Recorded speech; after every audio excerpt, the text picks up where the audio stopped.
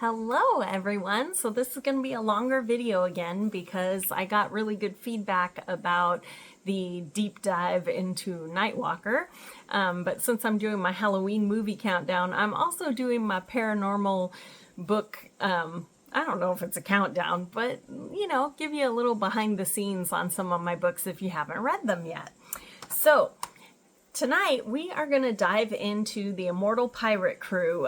This series is called The Sentinels of Savannah.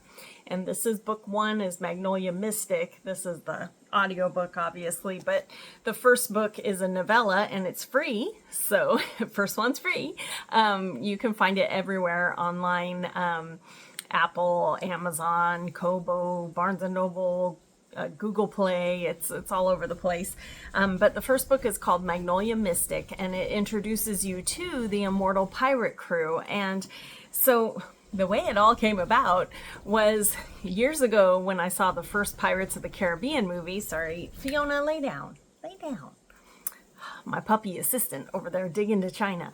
But anyway, so when I saw Pirates of the Caribbean, I walked out of that movie theater going, I am going to write a pirate series someday. However, I am not a historical author. And so anyway, I was daunted by that it couldn't be historical if I was going to write it. So it took a few years to come up with the concept.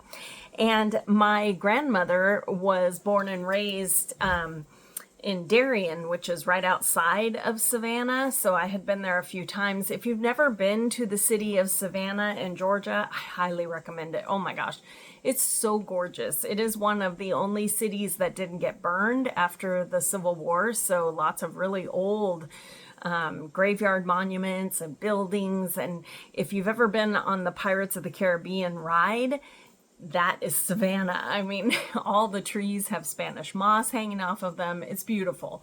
And so the idea came to me of what if there was a pirate crew who accidentally got their hands on the Holy Grail. They had heard that there was, this priceless treasure on one of the Spanish ships, but instead of gold, it was the Holy Grail. And this crew had taken a sip from it, and now they're all still alive. And so they all have different jobs in Savannah.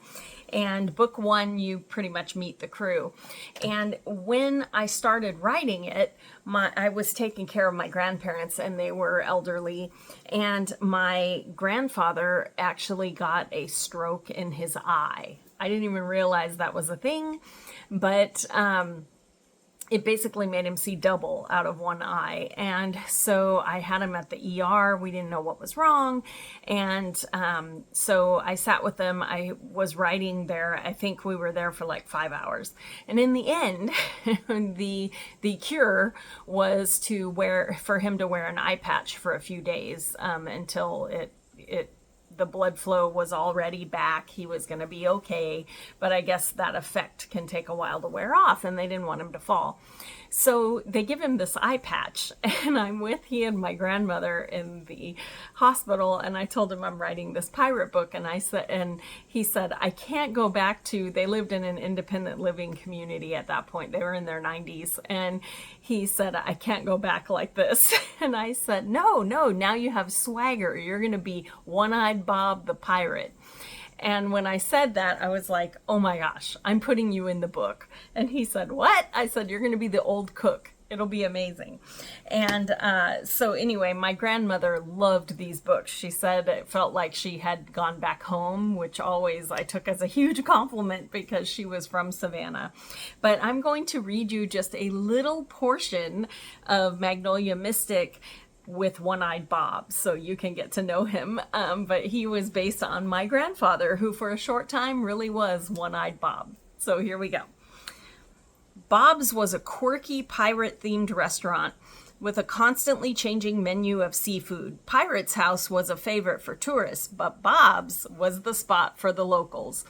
Like her shop, it had been passed down through the family, too.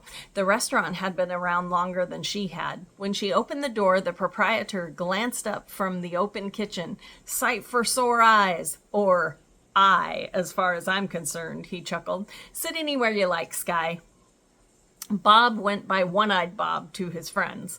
She'd never asked him how he lost it, but his glass eye was so expertly crafted that some people didn't even notice it was false, at least not right away. She scanned the room and found Colton at a table in the corner by the window. He got up as she approached and pulled out her chair. Thanks. She couldn't remember the last time a guy did that for her, old school. He came around to take his seat and almost smiled. You know Bob. Yeah, he makes hush puppies to die for. Speak of the devil, Bob came over with a hand towel draped over his shoulder. You two know each other? He grinned like some kind of piratical yenta. She nodded. I was trespassing on his boat earlier today. Bob laughed, his one eye sparkling with mischief. Colton gets territorial when it comes to his lady. That'd be the ship. She keeps him too busy to court real women. Is that so? She chuckled, glancing over at the big handsome man across the table from her. I didn't realize you already knew each other. Colton nodded. One-Eyed Bob and I, we go way back. I gotta get back to the kitchen, but dinner is on the house for you two, and you're getting the special. He retreated before she could reply. Colton chuckled, and the sound warmed her. Any idea what the special is?